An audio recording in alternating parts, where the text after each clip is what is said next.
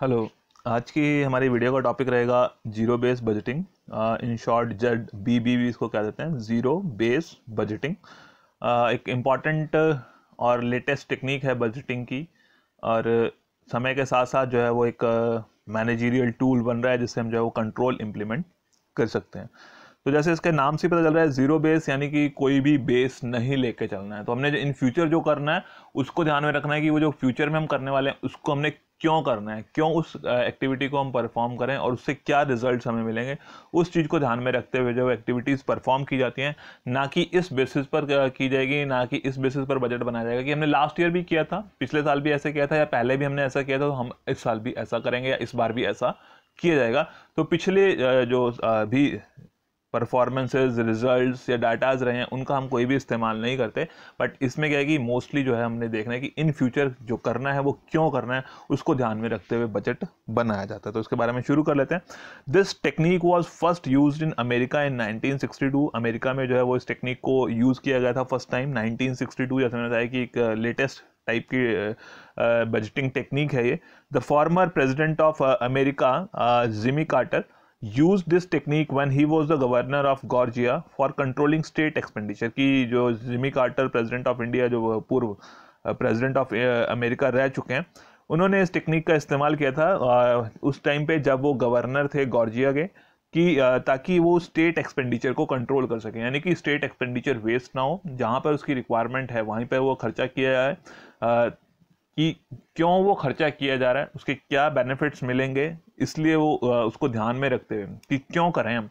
ये नहीं कि हमने पहले भी किया है तो हम उस बेसिस पर नहीं करेंगे, बट हम आगे इन फ्यूचर क्या चाहते हैं उसकी वजह से, मतलब उसकी जस्टिफिकेशन होनी चाहिए कि हमें वो खर्चा जो है वो एक्सपेंस क्यों करना है। तो उसकी वजह से फिर हम कंट्रोल कर सकते हैं कि ये नहीं कि सिर्फ हमने कर दिया था पहले भी तो इसको अभी भी करना है हमने, उस चीज़ को हमने ध्यान में नहीं रखना। तो in zero base budgeting every year is taken as a new year and previous year is not taken as a base. तो कोई बेस नहीं है, जीरो बेस जैसे हम कह रहे हैं तो कोई बेस नहीं है, प्रीवियस ईयर का कोई बेस हमने नहीं लेना है, और हर एक साल को जो है वो नया साल इसमें माना जाता है। The budget for this year will have to have to be justified according to the present situations। कि जो बजट हमने बनाया है उसको प्रेजेंट सिचुएशंस के अकॉर्डिंगली जस्टिफाई करना पड़ेगा। ऐसा होता है ना कि क्यों करना है, तो वो जस्टिफिकेशन उसकी होनी चाहिए कि एक्सपेंस करना है तो क्यों किया जाना है वो एक्सपेंस, उसकी जस्टिफिकेशन होनी चाहिए। And zero is taken as a base and likely future activities are decided according to the present situation। कि जीरो को एज अ बेस लेना है कि हमने जो है वो प्रीवियस एक्टिविटीज उसको कंसिडर नहीं करना है, एंड जो फ्यूचर एक्टिविटीज जो हमने करनी है उसके अकॉर्डिंगली जो है वो डिसाइड की जाएंगी हमारी प्रेजेंट सिचुएशंस, और उसके बेसिस पर वो बजट जो है वो बनाया जाएगा। और जैसे इसके नाम से पता चल रहा है जीरो से स्टार्ट हो रहा है, और कहने का मतलब आप कह सकते हैं कि स्क्रैच से, बिल्कुल नील से जो है वो बजट हमारा शुरू होगा। प्रीवियस जो ईयर्स हैं उसको जो है वो बेस यहाँ पर नहीं लेंगे। तो इस तो पीटर पाइथर ने इसकी एक कंक्लूसिव टाइप की डेफिनेशन दी है, उसको देख लेते हैं क्या कह रहा है। A planning and budgeting process which requires each manager to justify his entire budget request in detail from scratch, hence zero base. तो क्या कह रहा है कि एक प्लानिंग है, बजटिंग प्रोसेस ऐसा है जिसमें हर एक मैनेजर को, जितने भी मैनेजर्स हैं उनको जस्टिफाई करना पड़ेगा उनकी जो भी बजट रिक्वेस्ट है, यानी कि जो भी वो फंड्स डिमांड कर रहे हैं उसको उन्हें जस्टिफाई करना पड़ेगा इन डिटेल फ्रॉम स्क्रैच। मतलब कोई बेस नहीं है, पुराना कोई बेस नहीं है, उसके बेसिस पर नहीं, बट इन फ्यूचर जो हमने करना है उसके लिए उसको जस्टिफाई करना पड़ेगा। And shifts the burden of proof to each manager to justify why he should spend money at all. कि यानी कि बर्डन ऑफ प्रूफ, कि उसको प्रूव करना पड़ेगा, हर एक मैनेजर को प्रूव करना पड़ेगा कि वो जो मनी, जो पैसा वो खर्च करने वाला है वो क्यों खर्च करने वाला है, उसकी जस्टिफिकेशन जो है वो हर एक मैनेजर को देनी पड़ेगी। The approach requires that all activities B analysed in decision packages. कि जो भी आपकी एक्टिविटीज़ हैं उनको डिसीजन पैकेज, मतलब कि क्राइटेरिया, जिस क्राइटेरिया के बेस पे आप उसको एनालाइज करेंगे कि वो बजट एलोकेट करना है या नहीं करना है, वो डिसीजन पैकेज की बात हो रही है। Which are evaluated by the systematic analysis and ranked in order of importance. कि इनको जो है वो सिस्टमेटिकली एनालाइज किया जाएगा और उनकी जो इंपॉर्टेंस है, जो भी उन्होंने जस्टिफिकेशन दी है, उसके बेसिस पर जो है फिर वो सेलेक्ट किया जाएगा, इवेल्युएट किया जाएगा कि किस एक्टिविटी को जो है हमने प्रायोरिटी देनी है किस में जो है वो हमने फंड्स इन्वेस्ट करने हैं, किस एक्सपेंडिचर को हमने करना है, तो वो उसकी जस्टिफिकेशन के ऊपर डिपेंड करेगा। और उसको डिसीजन लेने के लिए, एनालाइज करने के लिए, इवेलुएट करने के लिए डिसीजन पैकेजेस होते हैं। दैट मीन्स कि ग्रुप ऑफ क्राइटेरिया, जिस क्राइटेरिया के बेसिस पर उस जस्टिफिकेशन को एनालाइज किया जाएगा कि वो कितना इंपॉर्टेंट है ऑर्गेनाइजेशन के पॉइंट ऑफ व्यू से, तो उसके हिसाब से जो है वो बजट बनाया जाता है। तो इट मीन्स कि जीरो बेस बजटिंग, जिसमें जो है आपकी बजटिंग जीरो से स्टार्ट होनी है, कोई बेस नहीं है, और हर एक एक्टिविटी के लिए, यानी कि हर एक एक्सपेंडिचर के लिए जो भी मैनेजर है, जो भी उसको डिमांड कर रहा है फंड्स को, उसको जो है जस्टिफिकेशन देनी पड़ेगी कि क्यों वो फंड्स जो है उसको दिए जाएं। और फिर जो जस्टिफिकेशन आएंगी उनको एक डिसीजन पैकेज के अंडर जो है वो एनालाइज, इवेल्युएट किया जाएगा, और उसके बेसिस पर जो है वो इनकी रैंकिंग की जाएगी, और रैंकिंग के बेस पर फंड्स एलोकेट किए जाते हैं। सो एक कंक्लूसिव टाइप की डेफिनेशन है अकॉर्डिंग टू पीटर फायर।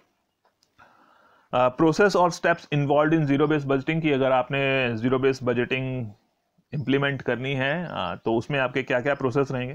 तो सबसे पहली बात, डिटर्मिनेशन ऑफ ऑब्जेक्टिव्स। तो जैसे आपको पता है कि कोई भी काम करना हो तो आपके जो है वो सबसे पहले ऑब्जेक्टिव्स क्लियर होने चाहिए कि आपने अचीव क्या करना है। दैट मीन्स कि ऑर्गेनाइजेशन के ऑब्जेक्टिव्स क्या हैं, क्योंकि उन ऑब्जेक्टिव्स के बेसिस पर ही आपके क्राइटेरियाज डिसाइड होंगे, और उन क्राइटेरियाज के बेसिस पर ही जो है आप उन जस्टिफिकेशंस को एनालाइज कर पाएंगे।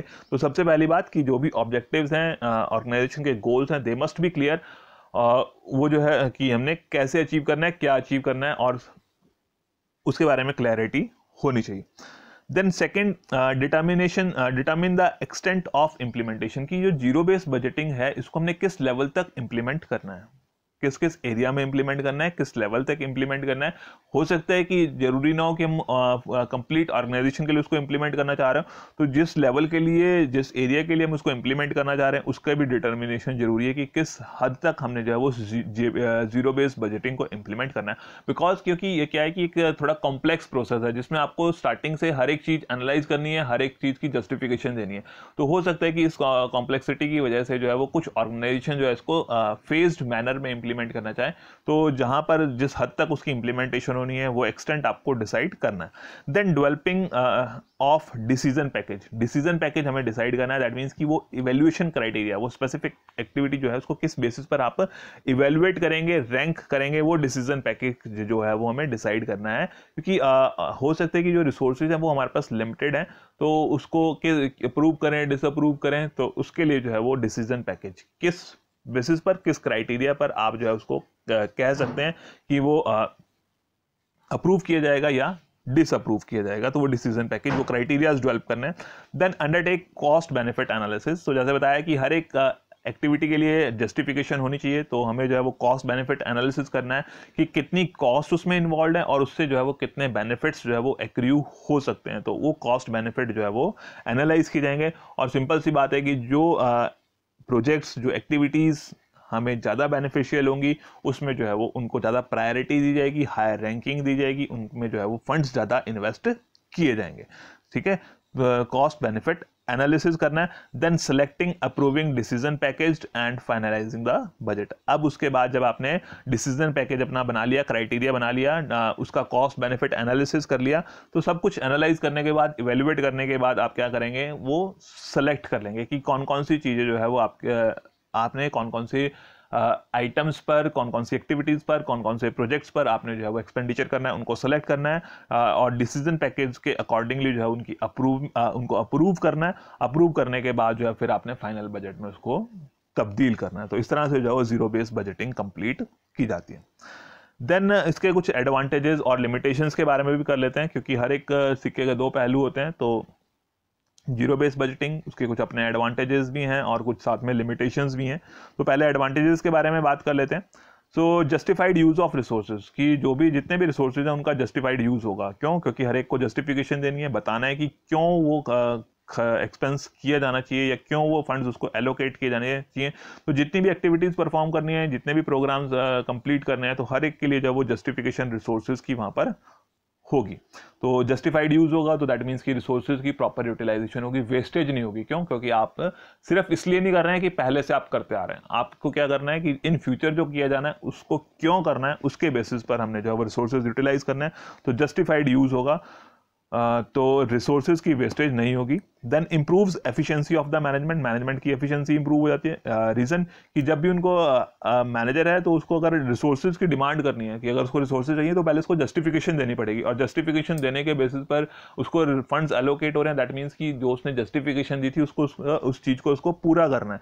तो पूरा करना है तो उसके लिए फिर उसकी एफिशिएंसी बढ़ जाएगी, यानी कि उसने जो कहा था कि इस रिसोर्स से, इन फंड से इतनी यूटिलिटी होगी, इतनी आउटपुट आएगी, ये रिजल्ट्स आएंगे, तो दैट मीन्स जो जस्टिफिकेशन उसने दी थी उसके अकॉर्डिंगली उसको परफॉर्म भी करना पड़ेगा। तो अल्टीमेटली जब हम कमिट करते हैं किसी चीज़ के लिए और सेल्फ कमिटमेंट से, तो ऑटोमेटिकली जो है वो एफिशिएंसी बढ़ जाती है। तो इस केस में मैनेजमेंट की एफिशिएंसी जो है वो इंप्रूव हो जाती है। Helps in coordination and better communication, की जैसे क्या बताया हमने कि जो भी एक्टिविटीज़ हैं उसके लिए सबसे जो है वो जस्टिफिकेशन ली जाती है। तो जस्टिफिकेशन लेने के बाद, एनालाइज करने के बाद उनकी रैंकिंग की जाती है। रैंकिंग करने के बेसिस के टाइम पे जो है वो ध्यान रखा जाता है कि कैसे जो है वो डिफरेंट एक्टिविटीज़ को कोऑर्डिनेट करना है, ताकि जो है वो ऑर्गेनाइजेशन के गोल्स ऑब्जेक्टिव भी साथ में अचीव कर सकें। तो उसमें जो है जीरो बेस बजटिंग से कोऑर्डिनेशन और कम्युनिकेशन जो है वो आपस में बेटर हो जाता है, क्योंकि डाउनवर्ड अपवर्ड दोनों तरह से कम्युनिकेशन चलता है। जस्टिफिकेशन दी जाती है, फिर उसको अप्रूव किया जाता है, फिर बजट फाइनली बनने के बाद जो है वो लोअर लेवल पे कम्युनिकेट किया जाता है। It helps in cost control through cost benefit analysis, cost benefit analysis की कितनी कॉस्ट इनकर होगी, कितने बेनिफिट्स हमें मिलेंगे, तो उसको कंपेयर किया जा सकता है और अल्टीमेटली हम कॉस्ट को कंट्रोल कर सकते हैं, क्योंकि हर एक कॉस्ट के लिए, हर एक फंड एक्सपेंडिचर के लिए जो है वो हमें जस्टिफिकेशन देनी होती है, और उससे जो है वो कितने बेनिफिट्स हमें मिलने वाले हैं, तो वो कॉस्ट बेनिफिट एनालिसिस के बेसिस पर जो हम कॉस्ट को कंट्रोल कर सकते हैं। It is a result oriented approach, क्योंकि इसमें सिर्फ पिछले प्रीवियस बेसिस को नहीं हमें ध्यान में रखना है कि पहले ऐसा किया था, तो वो प्रीवियस बेसिस को हम ध्यान में नहीं रख रहे हैं, बल्कि एक रिजल्ट ओरिएंटेड अप्रोच है कि क्यों वो काम किया जा रहा है या क्या उससे रिजल्ट्स मिलेंगे, क्या उसकी आउटपुट आएगी, तो उस रिजल्ट को ध्यान में रखते हुए जो है वो एक्टिविटीज़ परफॉर्म की जाती है। So it is a result oriented approach. Then क्योंकि रिजल्ट ओरिएंटेड रहेगी, ऑब्जेक्टिव ओरिएंटेड रहेगी, जो टारगेट हमारे हैं उसको ध्यान में रखते हुए ही जो है वो सब कुछ एक्टिविटीज़ की जाएंगी, प्लान की जाएंगी, परफॉर्म की जाएंगी, तो अल्टीमेटली ऑर्गेनाइजेशन को उसका फ़ायदा मिलता है। Beneficial for all type of organisation, हर एक ऑर्गेनाइजेशन के लिए फ़ायदेमंद ये है, क्योंकि अगर हर एक ऑर्गेनाइजेशन जस्टिफाइड बेसिस पर प्रॉपरली एनालाइज करके फ्यूचर सिचुएशंस को ध्यान में रखते हुए जो है वो डिसीजन लेगी, फंड्स इन्वेस्टमेंट को एनालाइज करेगी, तो हर एक ऑर्गेनाइजेशन के लिए वो बेनिफिशियल है। Not only for business organisation, और भी सभी ऑर्गेनाइजेशन के लिए जीरो बेस बजटिंग जो है वो प्रॉफिट बेनिफिशियल हो सकती है। जैसे हमने बताया था कि स्टार्टिंग में कि अमेरिका में यूज़ किया गया था सबसे पहले, और जो वहाँ के जिमी कार्टर ने, जो जॉर्जिया के गवर्नर थे जिस टाइम पे, उन्होंने जो है वो स्टेट एक्सपेंडिचर को कंट्रोल करने के लिए इस टेक्निक का इस्तेमाल किया था। तो ये क्या है कि सिर्फ और सिर्फ बिजनेस ऑर्गेनाइजेशन के लिए नहीं, बाकी सभी ऑर्गेनाइजेशंस के लिए भी हेल्पफुल है। It helps in realising organisation goal. Simple सी बात है कि जब हम हर एक एक्टिविटी को जो है वो एनालाइज कर रहे हैं कि इससे क्या रिजल्ट्स आएंगे, ऑर्गेनाइजेशनल एक्टिविटीज़ में इसका क्या कंट्रीब्यूशन रहेगा, डिफरेंट डिसीजन पैकेजेस यानी कि डिफरेंट इवेल्युएशन क्राइटेरियाज के बेसिस पर इवेल्युएट कर रहे हैं, तो हम जो है वो ईजीली इस मैथड को अडॉप्ट करके जो है वो ऑर्गेनाइजेशनल गोल्स को अचीव कर सकते हैं। तो उसमें हेल्प करेगा हमारे को। रैशनल डिसीजंस, जब सब कुछ एनालाइज किया जा रहा है, मेंटल प्रोसेस इन्वॉल्व है, तो रैशनल डिसीजंस की रैशनैलिटी है, जस्टिफिकेशन है, तो रैशनल डिसीजन, सही डिसीजन जो है वो एनालाइज्ड बेसिस पर लिया जाता है। देन मैक्सिमाइजिंग द प्रॉफिट्स, तो सब जब रिसोर्सेज प्रॉपरली यूटिलाइज हो रहे हैं, कॉस्ट को कंट्रोल कर रहे हैं, और डिसीजन जो है वो जस्टिफाइड बेसिस पर, रैशनल बेसिस पर लिया जा रहा है, तो अल्टीमेटली ऑर्गेनाइजेशन के प्रॉफिट्स भी जो है वो इंक्रीज हो जाते हैं। तो फ़ायदे के साथ कुछ लिमिटेशन, सीमाएं भी रहती हैं हर एक उसकी, तो इसकी लिमिटेशंस के बारे में देख लेते हैं। Limitations of zero base budgeting, तो पहला है it is time consuming process, क्योंकि कोई बेस हमारे पास नहीं है, इनिशियली स्टार्टिंग से जीरो से हमें स्टार्ट करना है, तो it is a time consuming process कि हर एक एक्टिविटीज़ के लिए हमें जस्टिफिकेशन आइडेंटिफाई करनी है। तो कोई भी एक्टिविटी ऐसी नहीं कि हमने पहले की थी या पहले से चलती आ रही है उसके बेसिस पर नहीं, तो हर एक एक्टिविटी को स्टडी करना, एनालाइज करना, उसके लिए जस्टिफिकेशन बनाना, तो ये जो है वो टाइम कंज्यूमिंग प्रोसेस हो जाता है। और समटाइम्स हो सकता है कि टाइम की शॉर्टेज हो, तो वहाँ पर जो है वो जीरो बेस बजटिंग जो है वो उतनी सक्सेसफुल नहीं हो सकती।